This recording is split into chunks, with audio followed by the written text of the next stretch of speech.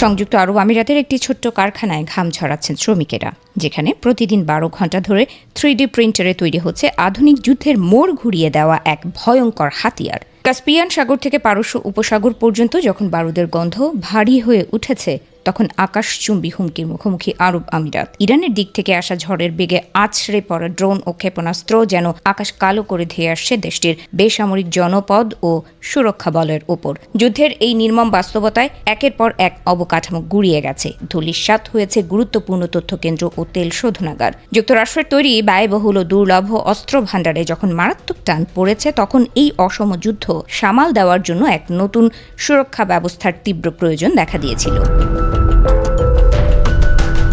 ঠিক এমন এক সংকটময় মুহূর্তে দৃশ্যপটে আবির্ভূত হয়েছে যুক্তরাষ্ট্রের ফ্লোরিডার এক দূরদর্শী স্টার্টআপ প্রতিষ্ঠান পাওয়ারাস। প্রতিরক্ষা শিল্পের চিরাচরিত স্লথ ও আমলাতান্ত্রিক গণ্ডি ভেঙে তারা এমন এক অভাবনীয় কৌশল নিয়েছে যা পুরো সমরাস্ত্র বাজারে এক প্রকার অদৃশ্য ভূমিকম্প সৃষ্টি করেছে। ঐতিহ্যবাহী বিশাল কারখানায় অস্ত্র বানিয়ে মাসের পর মাস জাহাজে করে পাঠানোর দিন এখন ফুরিয়ে আসছে। পাওয়ারাস এবার সরাসরি যুদ্ধক্ষেত্রের কাছাকাছি স্থানীয় কারখানাতেই গড়ে তুলেছে তাদের উৎপাদনের দুর্গ, যেখানে দ্রুত গতিতে তৈরি হচ্ছে আকাশপথের নতুন ত্রাস।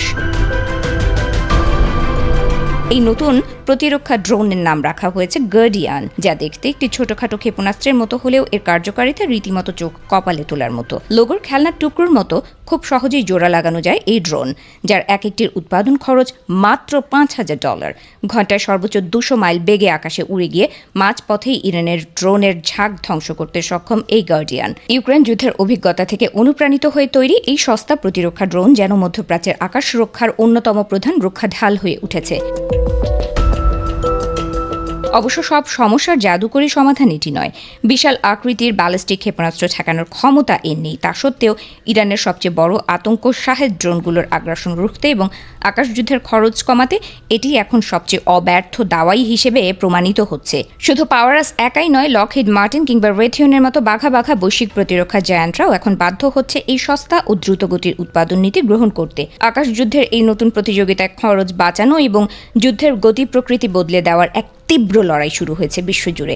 ইরানের পক্ষ থেকে আরও দ্রুত গতির জেট ইঞ্জিন চালিত নতুন ড্রোন মাঠে নামার আশঙ্কা করছেন প্রতিরক্ষা বিশ্লেষকেরা। আর সেই আসন্ন ভয়ঙ্কর ঝড়ের মোকাবেলায় $5,000 এই ছোট্ট গার্ডিয়ান ড্রোনগুলোই হয়তো নির্ধারণ করবে আগামী দিনের মধ্যপ্রাচ্যের ভূরাজনীতির ভাগ্যরেখা।